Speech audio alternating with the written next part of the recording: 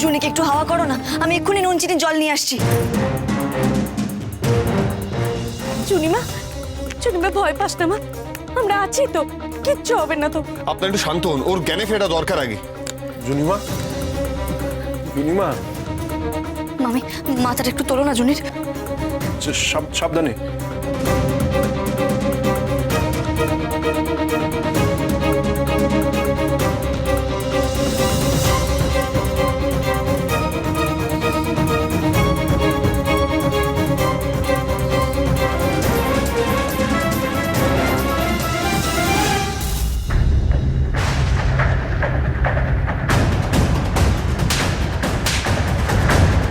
প্রান্তিক, প্রান্তিক, প্রান্তিক চলে আসবে, প্রান্তিক চলে আসবে, প্রান্তিক চলে আসবে, প্রান্তিক, প্রান্তিক চলে আসবে। না না জুনিমা, শান্ত মা, শান্ত হ, আমরা সবাই আছি, ভয় পাস না মা। ওকে নিয়ে যাবে, ও আমাকে আবার আবার নিয়ে যাবে। দেখুন, আমার মনে হচ্ছে জুনি খুব ট্রমাটাইজড হয়ে আছে, আপনারা কেউ ভেঙে পড়বেন না প্লিজ। তুই ভয় পাস না জুনি, ওই ছেলেটা আর আসবে না, আর কখনোই বাড়িতে আসবে না। তুই ভয় পাস না, তোকে কেউ কোথাও নিয়ে যেতে পারবে না। না না না, কথা তুই জানিস না, ও আসবে, ও আবার আসবে। ও ছেড়ে দেওয়ার ছেলে নয় রে। তোমাকে আমার সাথে বাড়ি যেতেই হবে।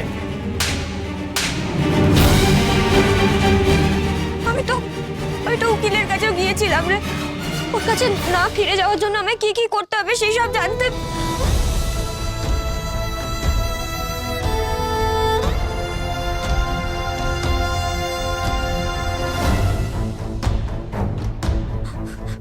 প্রান্তিক আসবে, আমি জানি ও আবার আসবে, ও ছাড়বে না, আমি জানি।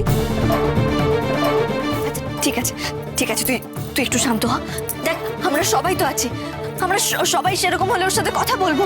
তুই ভয় পাস না জুনি, তুই ভয় পাস না। দেখ জুনি, তুই যদি না যেতে চাস তোকে কেউ জোর করে নিয়ে যেতে পারবে না, জোর করে তো সম্পর্ক টেকে না।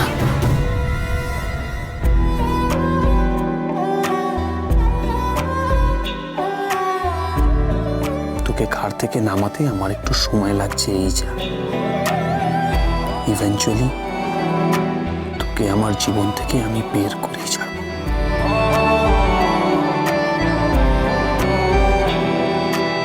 নুন চিনি জলটা খাইয়ে দে, শরীরটা ভালো লাগবে।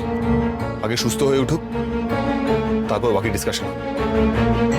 নে জুনি, এটা খেয়ে নে, একটু খাবার কথাটা শোন। এই তো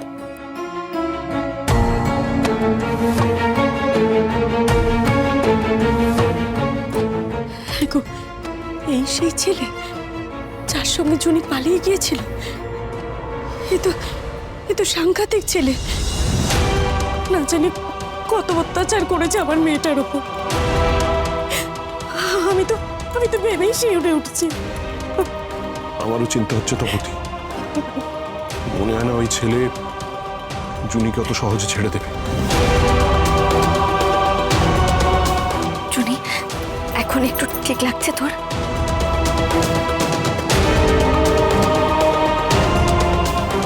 এই বাড়িটা তো প্রান্তিক চিনে গেল, রোজ রোজ তো আর পাচক মশাই থাকবেন না বাঁচানোর জন্য। না না, জুনিকে এইভাবে এখানে থাকলে চলবে না। মামা মামি সবার উপরই চাপ তৈরি হবে, আমাকে কিছু একটা ব্যবস্থা করতে হবে, করতেই হবে।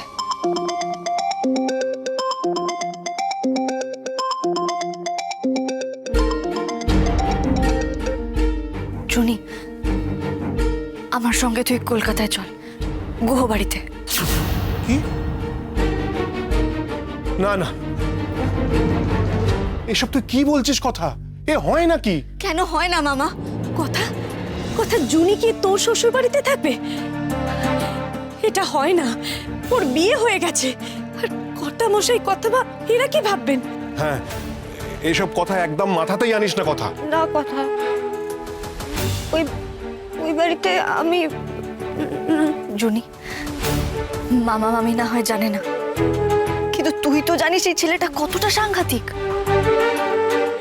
ওকে একবার এসে হার মেনে যাবে, ও আবার ফিরে যাবে। ও হুমকি দিয়ে গেছে, তোমরা দেখলে না কেউ? আবার ফিরে আসবে। জুনি, আমার কথাটা শোন। এই ভয়টাই তো আমি পাচ্ছি, কিন্তু তা বলে তো আমি কথার সাথে যেতে পারি না।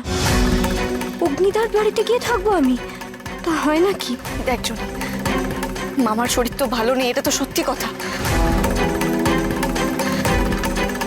তোর এখানে থাকাটা নিরাপদ নয়, তোকে আমার সঙ্গে যেতেই হবে। তুই এখানে থাকবি না। না না, তা হয় না। সে তুই যাই বল, এটা হবে না। কথা কথা তুই এত ভাবিস না। কথা কিছু একটা ব্যবস্থা ঠিক হয়ে যাবে। তোর নতুন সংসার, মা, এরকম পরে ভাবলে হয় নাকি? কেন হবে না বলো তো? আর ওই বাড়িতে তো কেউ আমার পর নেই, সবাই আমার নিজের জন। আমি ঠিক জুনিকে নিয়ে যেতে পারবো।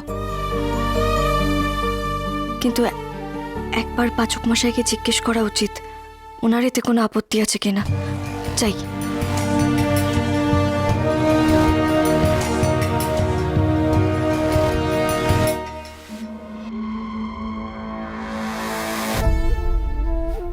হ্যাঁ স্যান্ডি, তুই আমি একটু গোবরডাঙ্গা থেকে পিক আপ করে নে। আজ কিন্তু ইনভেস্টারদের সঙ্গে যে করে মিট করতেই হবে, ডিলটা ক্র্যাক করতেই হবে। ও, তুই বেরিয়ে পড়েছিস? গ্রেট গ্রেট, আমি ওয়েট করছি, তুই আয়। আপনি চলে যাচ্ছেন? হ্যাঁ, আমার একটা কাজ আছে, ইনভেস্টারদের সঙ্গে মিট করতে হবে। আর এই প্রান্তিক বলে ছেলেটা মনে হয় না এখন আসবে, তবে পরে আসলেও আসতে পারে। সেই কারণেই ভাবছিলাম যে জুনি যদি আমাদের সঙ্গে গুহ বাড়িতে যায়, আপনার কি আপত্তি আছে?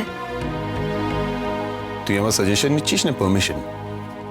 আর এনিওয়ে, আমার আপত্তি আছে কি নেই জেনে তোর কি লাভ? তুই যেন কত মেনে চলিস আমাকে।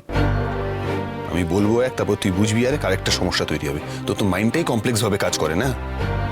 ভালো মনে টাকাটা দিতে গেলাম, অমনি চলে এলি শোধ করতে।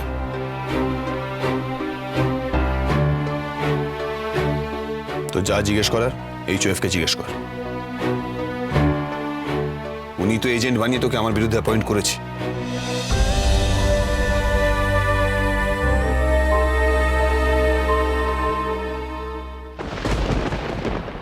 আমি জানি না উনি সবসময় আমাকে ভুল বোঝেন কেন।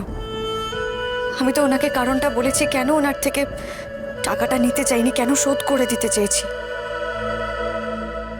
উনি তো আমাকে স্ত্রী হিসেবে মানেনি না। তাহলে কোন পরিচয়ে হাত পেতে ওনার থেকে টাকাটা নেব আমি?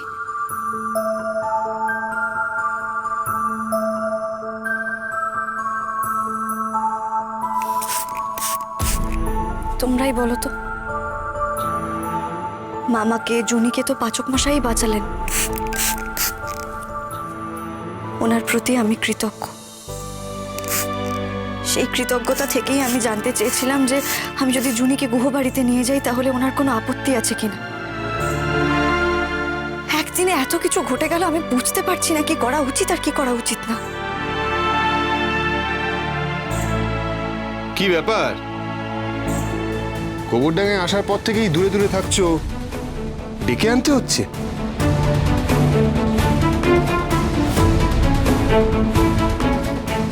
আপনাদের গুন্ডামি বন্ধ করার জন্য এই টাকা যথেষ্ট কিনা বলুন, আর কোনোদিনও এনাদেরকে বিরক্ত করতে আসবেন না।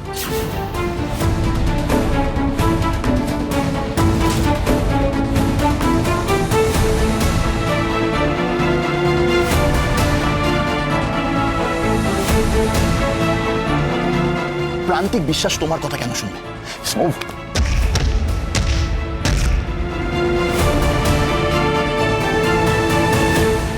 মামা মামি সবটা সামলাতে পারবে না, কিন্তু আমি কি করব?